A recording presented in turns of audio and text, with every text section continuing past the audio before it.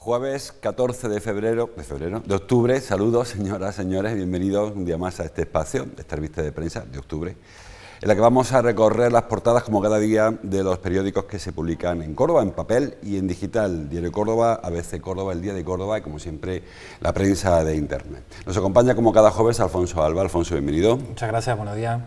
Vamos con este repaso. Hoy hay una noticia que ocupan todos los periódicos, que es la presentación ayer del proyecto o del anteproyecto de presupuestos del Estado, de proyecto de presupuestos.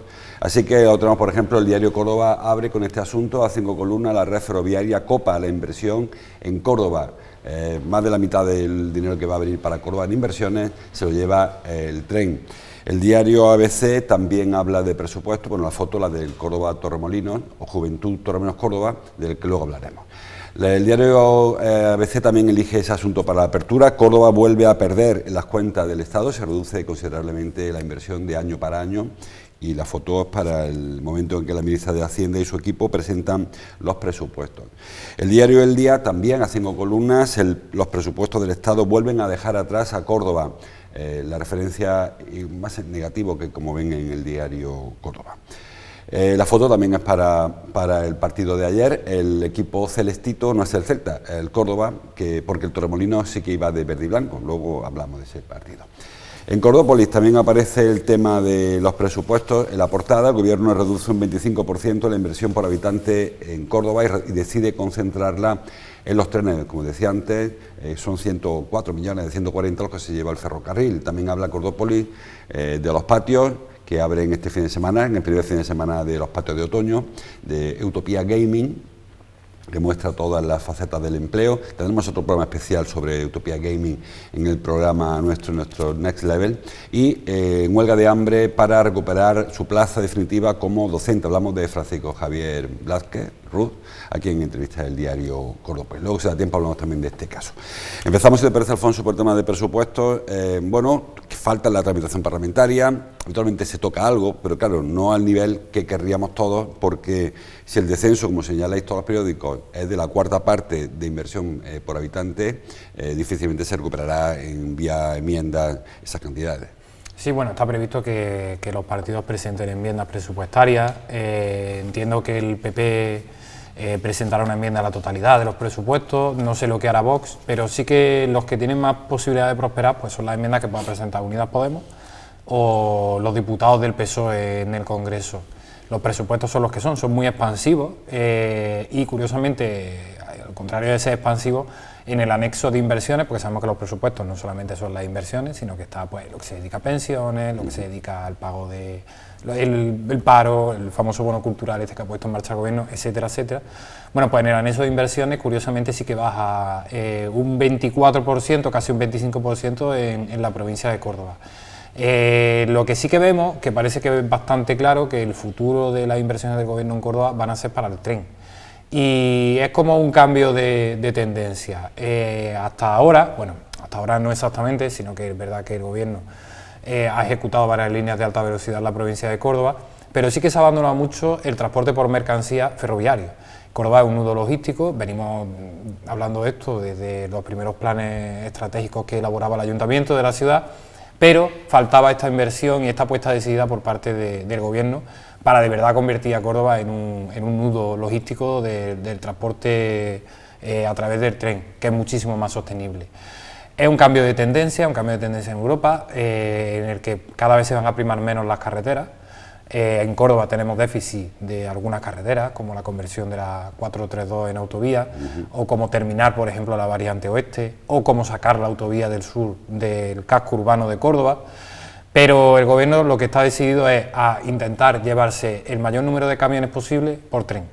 Y que veamos pasar por Córdoba estos convoyes larguísimos de madrugada, kilométricos, con contenedores procedentes o con destino al puerto de Algeciras y procedentes o con destino al centro de la península, a Zaragoza o incluso a Francia, porque no olvidemos que ese gran corredor, esa gran autopista ferroviaria que el gobierno quiere poner en marcha entre Algeciras y Zaragoza, luego conectará con Francia y permitirá que, bueno, sacar muchos contenedores de los barcos y por supuesto muchísimos contenedores de las carreteras. Que es mucho mejor hacerlo por ferrocarril que hacerlo en camión. De esos proyectos de carreteras que tú hablas que no aparecen en los estudios informativos, algunos de ellos, que eso es chocolate del oro, porque son 100.000 eurillos que le dan a un ingeniero para que diga por dónde hay que trazar la carretera, que habitualmente esos proyectos al final acaban caducando. Son estudios que se hacen un día, a ver por dónde podemos tirar, y se quedan pendientes esas carreteras.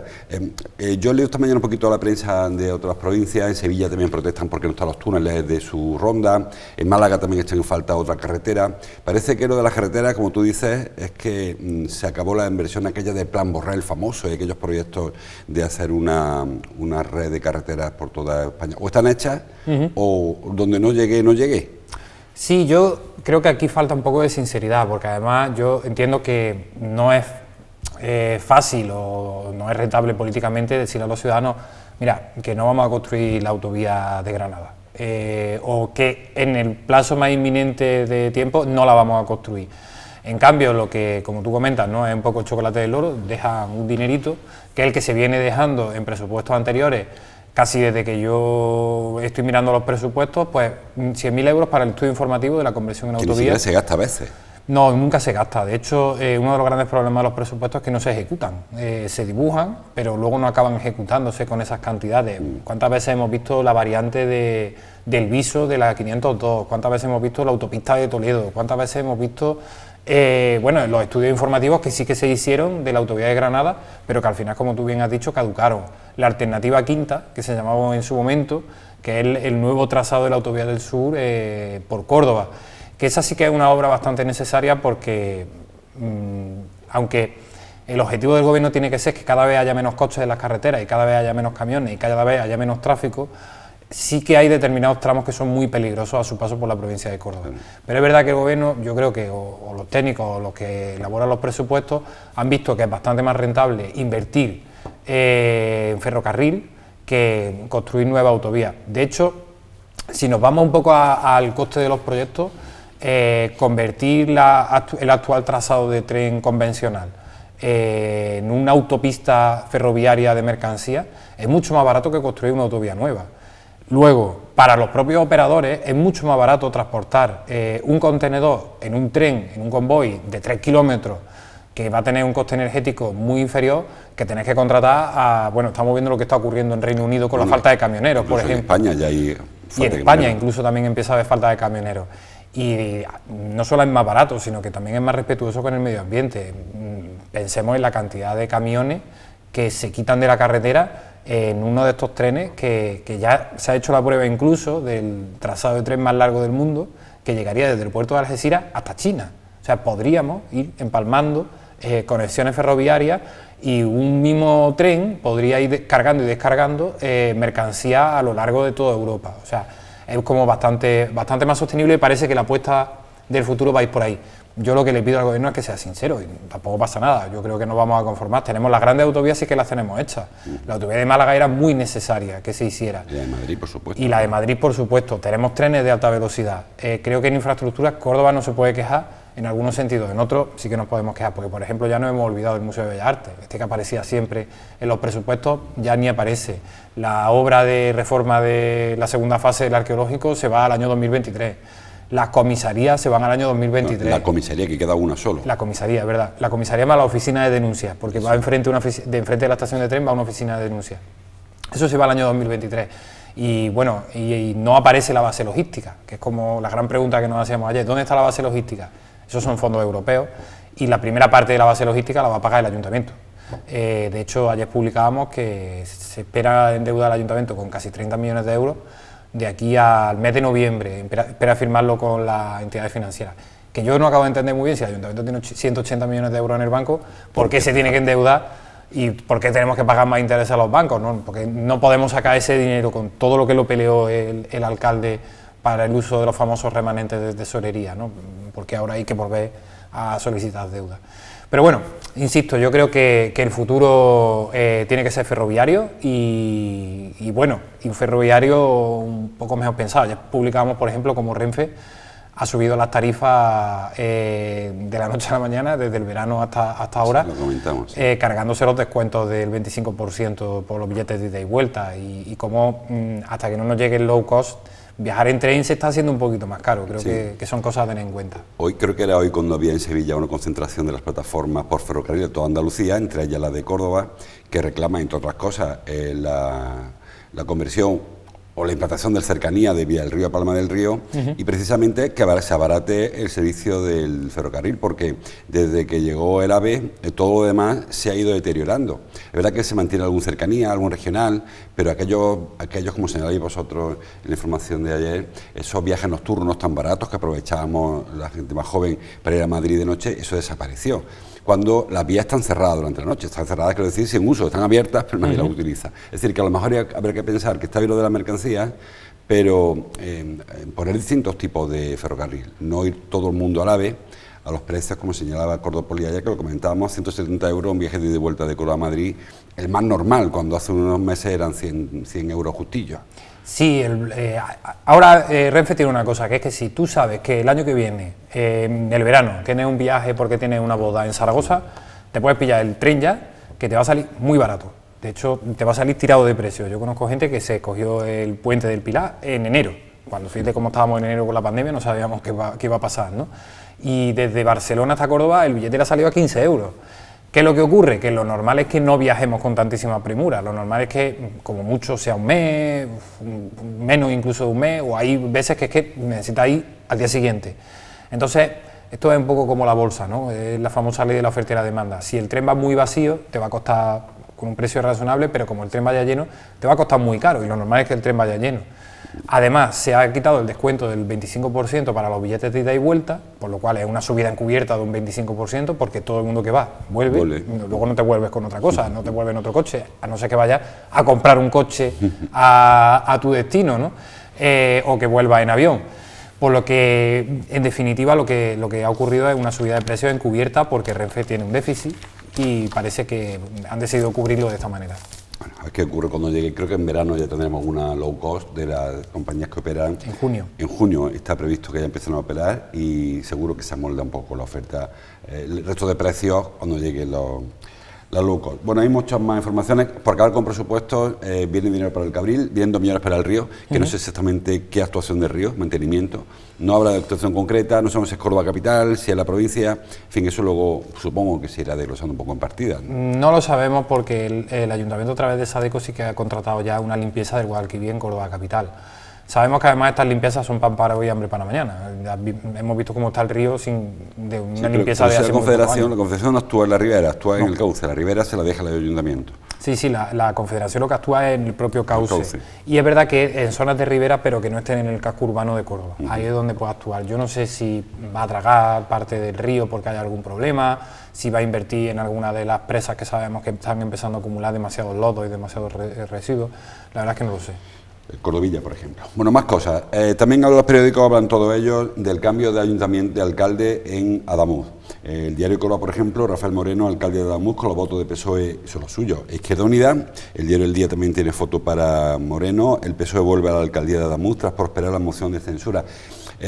Este alcalde es el que debió ser investido si el pacto de Izquierda Unida y PSOE hubiese funcionado originariamente, aquel que se firmó, que luego se incumplió en Baena, por ejemplo, también, o en Adamuz, y ahora vuelve el asunto. A mí me ha sorprendido más que el relevo de la alcaldía, que los grupos de la oposición, que ahora la oposición, no han montado mucho aparato, como que daban por hecho que esto se va a producir casi de primera hora, porque era un pacto muy raro. Era PP, Izquierda Unida y Decida, se llama, Decide, sí, ¿no? Los independientes de Adamuz. Sí, bueno, yo entiendo que también estaban en minoría a la hora de las grandes votaciones en Adamuz. El PP e Izquierda Unida no se ponían de acuerdo con determinadas partidas presupuestarias. Y formaban gobierno los dos. Y formaban gobierno, entonces el ayuntamiento no acababa de funcionar bien. El pacto natural es con PSOE e Izquierda Unida, pero no olvidemos que en estos municipios de Córdoba los dos grandes rivales históricos de toda la vida han sido el PSOE e Izquierda Unida, los que se han disputado los votos, los que se han disputado las mayorías, los que se han disputado las alcaldías. Normalmente este tipo de acuerdos se cocinaban en las sedes provinciales, tanto del PSOE como de Izquierda Unida, y claro, en las sedes provinciales a veces la idiosincrasia de los municipios es discutible, ¿no? Ahí está el caso de Castro del Río, por ejemplo, donde es imposible que se pongan de acuerdo porque es que allí PSOE e Izquierda Unida es que no se puede ni ver. Vemos el caso de La Rambla, que lo que ha provocado es que al final haya un alcalde del PP en La Rambla, ¿no? En la famosa Campiña Roja. Y aquí es verdad que Izquierda Unida tiene una nueva dirección, el PSOE está buscando también su nueva dirección, entre continuar con la de Antonio Ruiz o tener una nueva ahora con una nueva alternativa, y parece que han vuelto a entenderse y a respetarse. Está por ver a ver qué es lo que ocurre con estos municipios donde sigue habiendo problemas. Sí, yo creo que lo que queda de mandato se va a quedar como está, básicamente porque son enfrentamientos muy personales y las personas no dan pasos atrás. Habitualmente los partidos tienen otros intereses y sí que ceden, pero las personas más complicadas. Bueno, seguimos avanzando. Hablan todos los periódicos de un anuncio que ayer hizo el concejal responsable del cementerio, Antonio Álvarez, sobre un hallazgo de una nueva fosa común en el cementerio de la Salud. Titula el diario Córdoba, por ejemplo, hallados en la Salud, indicio de una fosa común. El diario El Día, las catas en el cementerio de la Salud sacan a la luz los restos de 9 represaliados. Bueno, no nos sorprende lamentablemente este hallazgo, pero hay una coincidencia en el tiempo con la beatificación del sábado de 127 mártires, creo que son, de la Iglesia Católica, y hoy en el diario La Voz de Córdoba entrevistan a Monseñor Martínez Camino, que es obispo auxiliar de Madrid, y él dice que la persecución en Córdoba, la guerra, fue, no sé el adjetivo que utiliza. Bueno, pues sí, yo coincido con un señor, pero no solamente una parte, sino las dos partes. Creo que Córdoba, como le ocurre a otros muchos lugares, no acaba de hacer las tareas, cada uno defiende a su resto, unos por un lado, otros por otro, y cuando aparecen unos, en un caso, pues se les tilda de una cosa, y cuando aparecen los otros. Creo que tenemos un problema de haber cerrado mal este capítulo, y otros episodios como el del propio sábado. Bueno, la historia está para conocerla y también un poco para saber qué es lo que pasó en Córdoba. Córdoba, por desgracia, tuvo frente de la guerra civil durante toda la guerra civil, especialmente en el norte. Córdoba capital, la guerra duró 10 horas, no duró más. Y en Córdoba capital hay un claro desequilibrio de víctimas. Las víctimas de la ciudad son todas, menos una, que murió accidentalmente, parece ser, republicanas, son víctimas de la represión franquista que se desarrolló de una manera especialmente salvaje en una ciudad como Córdoba. Lo que se ha comprobado es que efectivamente existe una gran fosa común en el cementerio de la Salud, donde existen personas que fueron allí arrojadas. Las fotos que publicamos ayer son espeluznantes, de personas maniatadas, de personas con los pies atados, de muchísimos restos de balas, o sea, claramente fusilados por la espalda, disparos en la nuca, etcétera, etcétera. Y según los testimonios escritos, y ahora estamos para ver los testimonios físicos que existen, en los cementerios de Córdoba hay un mínimo de 3.000 personas fusiladas. Córdoba tenía, creo que en 1936, poco más de 100.000 habitantes, Córdoba capital. Estamos hablando de un 3% de la población, es una barbaridad lo que hay allí. Obviamente, durante la guerra se produjeron crímenes de todo tipo. Sin ir más lejos, a 30 kilómetros de Córdoba capital, en mi pueblo, en Fera Núñez, se declaró el comunismo libertario el 18 de julio, que duró hasta el 25 de julio, que llegaron las fuerzas, como se llama allí en el pueblo. Poco antes de que llegaran militares y falangistas, los pocos que quedaban en el pueblo, que tenían capturados a los guardias civiles y tenían capturados a los curas, de Fera Núñez, creo que de la Rambla y de Montemayor, los fusilaron allí. Y además, todo ese daño yo creo que ha sido muy reconocido a lo largo de los años. Queda una gran memoria en mi pueblo de lo que ocurrió durante aquel tiempo, pero cuando llegaron, que es verdad que fusilaron a los religiosos, cuando llegaron esas fuerzas, solamente en Fera Núñez, esa misma mañana, creo que fusilaron a 220 personas. Es una guerra, fue una guerra civil, muy cruenta y muy dolorosa, y todo el mundo tiene víctimas de la guerra. Lo único que se quiere es que las víctimas que están olvidadas en fosas comunes y en cunetas, pues que puedan ser reconocida y que sus restos puedan ser entregados a su familia casi 90 años después. Es que hay gente que ha muerto sin saber dónde estaba su padre. Yo creo que víctimas del bando franquista o del otro bando, por llamarlo de alguna manera, sí que fueron reconocidas, sí que fueron exhumadas, sí que fueron enterradas de una manera decente. Pero estas víctimas fueron arrojadas a una fosa olvidada durante prácticamente 90 años y ahora los estamos viendo. O sea, es que no sabíamos ni cómo estaban siquiera. O sea, yo me imagino a algunos que yo conozco, algunos hijos ya muy mayores, lo que han tenido que sufrir viendo las fotografías que nosotros publicamos ayer. Porque es que no sabían absolutamente nada. Es que algunos pensaban que sus padres simplemente habían desaparecido. Es como uno de los mayores terrores, ¿no? De no saber qué es lo que ha ocurrido físicamente con un cuerpo. Algunas de las fotos que son realmente, como dice, espeluznantes, que yo evidentemente no creo que haya muertos de primera y de segunda. Lo que me refería es que mientras que estos muertos siguen enterrados de manera pues indigna, hay otro grupo que está beatificando a los suyos. Lo que me refería, que no digo que sea malo que se beatifique, ¿eh? No. Me parece perfecto cada cual que haga lo que quiera con sus víctimas, pero hombre, que al menos se le dé una dignidad a estas personas que son tan inocentes en principio como los otros, ¿no? Nadie jugó uno y otro. Las primeras personas que murieron en Córdoba no habían hecho absolutamente nada. Lo único que habían hecho era pensar diferente. Hay un libro que yo le recomiendo a mucha gente, que es el de Francisco Moreno Gómez, que relata muy bien lo que pasó las primeras semanas de la Guerra Civil en la ciudad de Córdoba. Y en la ciudad de Córdoba es que no hubo ni alzamiento miliciano, simplemente se intentó proteger el gobierno civil. Rápidamente el general Varela con los militares lo echaron abajo a cañonazos y a partir de ahí se inició una represión salvaje en la ciudad, que iban casa por casa en busca de gente que es que no tenía ni armas, no había hecho nada, lo único que había hecho era tener unas ideas políticas diferentes. Y son estas personas las que están en esa fosa. Que yo no digo que los sacerdotes que fusilaron, por ejemplo, en mi pueblo hubieran hecho nada, en absoluto. Y por supuesto que hubo persecución religiosa antes de la República, durante la República y durante la Guerra Civil. Por supuesto que la hubo. Se quemaron iglesias y se fusiló a religiosos de una manera absolutamente injusta. Pero lo que ocurrió aquí también hay que contarlo. Bueno, pues ayer Antonio Álvarez, concejal de Ciudadanos del Ayuntamiento de Córdoba, anunció este hallazgo, como digo, nada sorpresivo y lamentablemente, como dice algún titular, no va solamente a la punta del iceberg de lo que tendrá que ir apareciendo cuando se exhumen el resto de cadáveres. Bueno, y más cosas. Ayer hubo balance de la Cruz Roja durante la pandemia, datos que tampoco nos sorprenden lamentablemente. Unas 90.000 personas fueron atendidas por Cruz Roja. Lo que sí fue más sorprendente, según decía ayer Germán Ayala, es el número de voluntarios en los que ha crecido esta ONG. 4.000 personas prácticamente durante estos 18 meses que se han unido, bien como voluntarios, bien como socios, a esta ONG. Hasta el punto de que señala, por ejemplo, el Diario de Córdoba, que en esta fiesta de la banderita, que es el día 21, el jueves que viene, en lugar de ir pidiendo con la ducha, van a ir dando abrazos al que se encuentre por la calle para agradecerle ese esfuerzo durante la pandemia.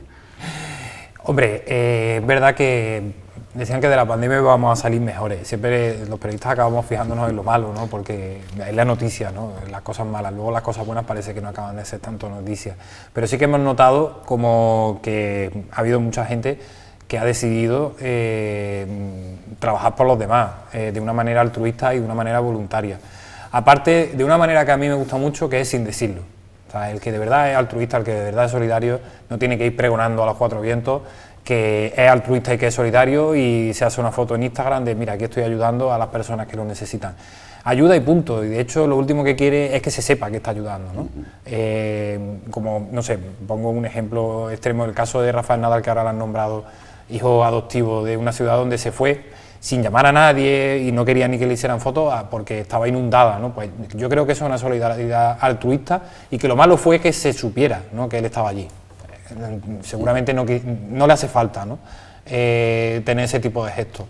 Pues son 4.000 cordobeses, en su mayoría son anónimos, que están trabajando pues, por una causa en la que creen. 4.000 más, son 21.000 los que trabajan con Cruz Roja, 4.000 más en este periodo. Y bueno, pues eso, son 4.000 personas más las que han decidido dar este paso de una manera anónima y altruista y porque reconocen el trabajo solidario y el trabajo tan necesario que hace Cruz Roja, que llega donde las instituciones a veces no llegan, ¿no? Es verdad que Cruz Roja se coordina muy bien con las instituciones y canaliza muy bien la ayuda que vehiculan, digamos, las instituciones, pero pero sí que llega a determinados sitios donde no llega el poder público. Hemos criticado bastante durante todo este periodo, este año y medio último, que la pandemia saca las costuras de los servicios sociales en general, no del ayuntamiento, de la Junta, de la Diputación, del Gobierno central, y que si no llega a ser por Cruz Roja o por Cáritas o por los comedores sociales, por los bancos de alimentos, se hubiese pasado muy mal en muchas familias durante este año y medio, porque entre los procesos tan lentos que el funcionamiento y los escasos recursos, hemos visto cómo ahora el Ayuntamiento ha renunciado al bono de comercio incluso, porque no es capaz de activar este bono de 100 euros, creo que es lo que le iban a dar para el comercio. Es tan farragoso todo que creo que no está preparado para una catástrofe. Cuando vemos episodios como el de ahora del volcán de La Palma, no está preparada la institución para responder a eso. Bueno, no está preparado. En Córdoba lo vimos, por ejemplo, lo que ocurrió en el año 2010 con las inundaciones. El ayuntamiento se volcó, pero como pudo volcarse. De hecho, era más voluntad política que la propia capacidad técnica que tenía el Ayuntamiento de Córdoba para ayudar a esa gente que lo estaba perdiendo todo. Aquí hay dos puntos calientes que pueden volver a suceder: las inundaciones de nuevo o un grave incendio en la sierra, ¿no? Toquemos madera porque ninguna de esas cosas ocurra. Pero ante una gran catástrofe, yo creo que las instituciones públicas no están en absoluto preparadas. A las instituciones públicas les falta flexibilidad. Estamos todavía con unas normas aprobadas para contener el déficit, aprobadas por el ministro Cristóbal Montoro durante el gobierno de Rajoy, que además venían heredadas un poco del final de Zapatero, normas que nos ordenó Europa precisamente para que las cuentas no se desmadraran, pero que son como muy alemanas, y nosotros somos muy mediterráneos. Esas normas lo que hacen es que matan la improvisación tan necesaria para actuar en este tipo de cosas. Sí. Y lo hemos visto en la pandemia, como había instituciones absolutamente bloqueadas y otras pues que funcionaban de una manera un poco más ágil. El Ayuntamiento ha hecho todo lo que ha podido, enviando todos los recursos que tenía servicios sociales, la Junta igual y el Gobierno también. Pero luego había otros servicios que hemos visto que eran tirar de una manta, ¿no? Y entonces tú te tapabas, pero destapabas al lado. En comercio, pues que no hay personal en comercio. En contratación ahora mismo, pues que apenas hay contratación en el ayuntamiento. En urbanismo cada vez hay menos trabajadores. Cada vez tenemos menos policías, cada vez tenemos menos bomberos. O sea, verdad que se han destinado recursos a servicios sociales, el ayuntamiento ha multiplicado la ayuda, y gracias a que estaban estas instituciones han podido llegar a la gente, porque si es porque lo tienen que repartir los trabajadores del ayuntamiento, hubiera sido imposible. Y todo esto que está contando Alfonso es con 180 millones de euros en un banco, porque no somos capaces, no digo el ayuntamiento, sino el sistema de activar ese dinero. Bueno, estamos ya fuera de hora prácticamente, de todos los asuntos que no hay que dejar pasar. Ayer hubo un incendio en la calle Torremolinos, afortunadamente no hubo víctimas, hubo una señora que sufrió, no sé si un ataque de ansiedad o qué ocurrió, porque hubo que atenderla allí mismo, parece, y nada más. Ahora, el piso en la cuarta planta, que no la quinta, porque son bloques que tienen 4, no tiene, es que confunde, pone quinta y cuarta, la cuarta planta del número 20 quedó calcinada por completo. Totalmente calcinada. De hecho, yo creo que no solamente ha sido afectada una vivienda, sino que han sido afectadas varias de toda la cuarta planta de esa vivienda. Afortunadamente, tras las obras que se realizaron no hace mucho por parte de la Junta de Andalucía, sí que es muy rápido poder desalojar esas casas. Así que tienen como varias entradas y varias salidas las viviendas, y sí que dio tiempo, ¿no? Pero sí que fue un susto bastante importante que mantuvo en vilo a los vecinos durante gran parte de la noche. Hubo muchas llamadas porque el fuego era espectacular. Fue al atardecer y el fuego se vio desde muchos sitios, mucho humo, y afortunadamente los bomberos actuaron muy rápido y se evitó daños mayores. Materiales no, como dice Alfonso, en la planta cuarta está prácticamente calcinada los pisos, pero solamente hubo que atender a una señora y parece que fue incluso allí mismo, no hubo ni que siquiera evacuarla en ningún sitio.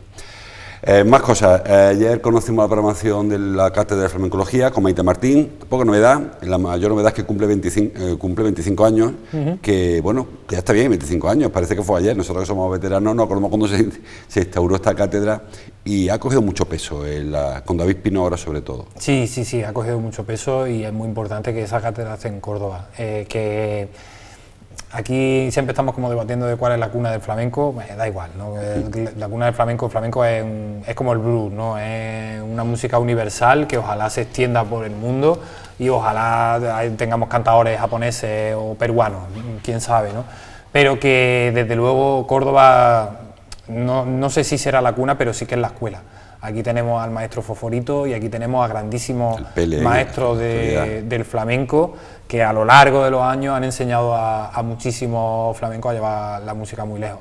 Y ahora es muy importante que exista una cátedra, que exista también un conservatorio, que exista una escuela de arte y oficio y que esté el centro de flamenco de la Posada del Potro, el centro de flamenco Fosforito, para divulgarlo. Y yo creo que sería muy importante que esa noche blanca del flamenco fuese todavía más noche y fuese todavía más blanca y fuese todavía más flamenca, y sin lugar a dudas este tipo de estudios, este tipo de cátedras contribuirá. Sí, más flamenca sobre todo, porque al fin acabamos dispersándonos. 30 segundos solo para el fútbol. Ayer el Córdoba se impuso al Torremolinos, partido complicado. El Juventud de Torremolinos empezó perdiendo, se le dio la vuelta y además con un equipo que tuvo que conformar al Germán Crespo casi de emergencia, con 5 lesionados o tocados, con muchos jugadores jóvenes del filial y remontando un partido en un campo complejo como es el campo municipal de Torremolinos. El Córdoba avanza en la Copa RFEF. Y bueno, avanza que el siguiente partido, si se le gana, creo que es el Jerez Deportivo, el Jerez Club Deportivo, hay 2 equipos raros allí también. Si se avanza, entramos a Copa del Rey, como se llama los periódicos hoy. Sí, bueno, y yo lo que le recomiendo a la gente, además ahora que vosotros estáis retransmitiendo los partidos de fútbol, es que se fijen mucho en los estadios. Es algo que no vamos a volver a ver, esperemos, ¿no? Porque el Córdoba va a subir de categoría en mucho tiempo. Pero ayer en el campo del Torremolinos, en el córner, había una tienda de flores. O sea, el que estaba tirando el córner se metía dentro de la tienda para coger carrerillas. O sea, es muy curioso. Y por ejemplo, este fin de semana el Córdoba va a La Palma, a la isla de La Palma, la que está afectada por el volcán, al campo del Mensajero, que es uno de los campos más originales que yo creo que hay en el sur de Europa, sin lugar a dudas, ¿no? Que es un campo que está en una azotea de un edificio de oficina, que a su vez está encajado en una especie de barranco. Como la Somadilla, comentábamos ayer, está empotrado en una colina, claro, que ya una colina no como la Somadilla, sino que hay un monte de lava prácticamente sí. Y el campo está en medio. Sí, pues es muy curioso. Yo les recomiendo que no solamente disfruten con que el Córdoba está ganando, porque siempre nos gusta ver al Córdoba ganar, obviamente, pero que también disfruten con este tipo de campos y por supuesto son muy complicados para un equipo como el Córdoba, porque ganar al Torremolinos en un campo de esta manera, que el césped tampoco que estuviese muy bien, de esto, la portería, a mí me recordaban a las porterías en las que jugábamos de pequeños, ¿no? Que tienen el poste por abajo oxidado, ¿no? O sea, es una cosa como digna de ver. Bueno, pues ahora a continuación de este programa podrán ver el partido de ayer, le digo ya al final, Torremolinos 1, Córdoba 2, si no lo saben se los cuento, le hago spoiler, y verán, como dice Alfonso, de donde queramos ese agujero. Torremolinos juega en tercera RFEF, categoría por debajo del Córdoba, y el rival siguiente también, el Jerez Deportivo no es Jerez Deportivo, hay 2 equipos en Jerez y este es el otro, el Jerez Club Deportivo.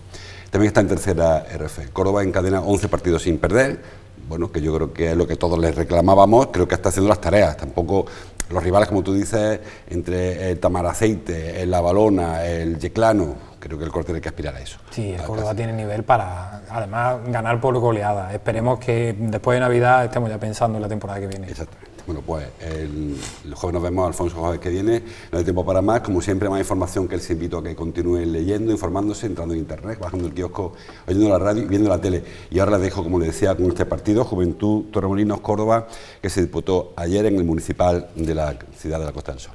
Hasta mañana, como siempre, gracias por su atención.